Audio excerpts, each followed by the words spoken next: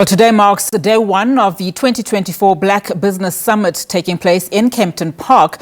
Members of the business community, professionals and government officials have gathered on a variety of issues affecting the country's economy and businesses.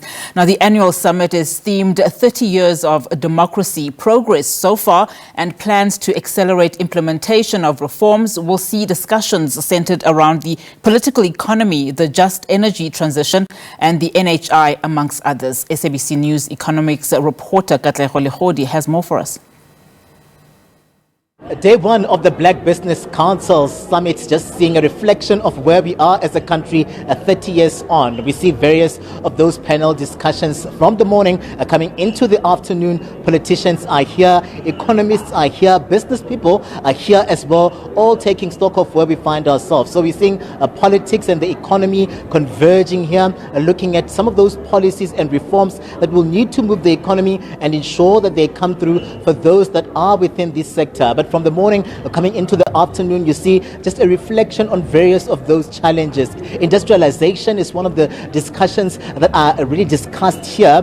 Socioeconomic challenges that have played out and plagued a lot of South Africans also being discussed here. The issue of energy, the just energy transition, is a panel discussion that we'll see this afternoon. Also seeing the Minister of Health, Dr. Joe Phaahla, who will come through to give us a sense of where we are as a country, where the national health insurance is concerned. But hey, I'm going to bring into the conversation with us this afternoon Lungile Mashele, who's coming through as an energy specialist, who will give us a sense of why we find you here. You're going to form part of that discussion, Lungile. We are reflecting, really, when you look at it, a lot of people from these sectors, business people, have been hard done. They feel hard done by where we find ourselves, some of the domestic challenges that exist here on the ground, energy being one of them, the apex issue that has been plaguing most of these sectors, even the economy. Welcome to the SABC. Give us a sense of how important is it that we take stock 30 years on.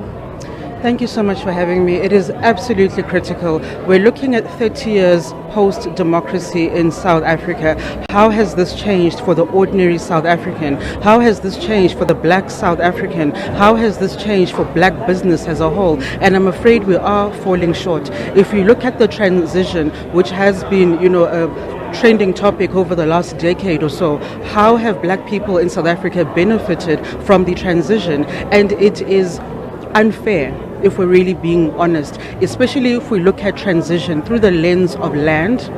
Black people are dispossessed, have been dispossessed, and there's no talk of actual reform that is meaningful. If you look at some of these contracts that are being signed, some of the work that is being done, black people are being left out because unfortunately they do not own the land. You then go into other issues around what drives transitions around the world. Whether you're looking at Vietnam, you're looking at China, you're looking at Germany, or even the US, their transitions were driven solely because they were looking at their economies and looking at how they can grow and how they can expand. It was not shoved down their throats. They did it at pace and scale, but there was a strategic drive behind what they were trying to actually do. And the question needs to be asked about us as South Africans: what is our drive for the transition? Apart from just being told you have to transition, you have to do this, but what are we trying to achieve out of this? But also, more importantly, how are black people going to benefit in their country of birth with regards to transitioning? Give us a sense then of the energy security issue. I mean, really, we see what is happening in logistics. Businesses here saying that we are hanging and holding by a thread. If this issue is not attended to, we might just see businesses collapsing. We are seeing stage 6 costing the economy about 3.5 to 4 billion rand when we see all of these lights go out. Really, we're seeing everyone saying we need this frank talks, and we need to ensure that government forms part of these discussions as we move forward. Energy security. So I'm beyond frank talks at this point. I need decisive action. I need implementable plans within the next 0 to 2 years, 2 to 5 years, 5 to 10 years. Let's start talking about what kind of an economy are we looking for. If we're looking for a services economy, let's get the energy that speaks to a services economy. If we're looking for an industrialized mining economy, then let's get energy that speaks to that also.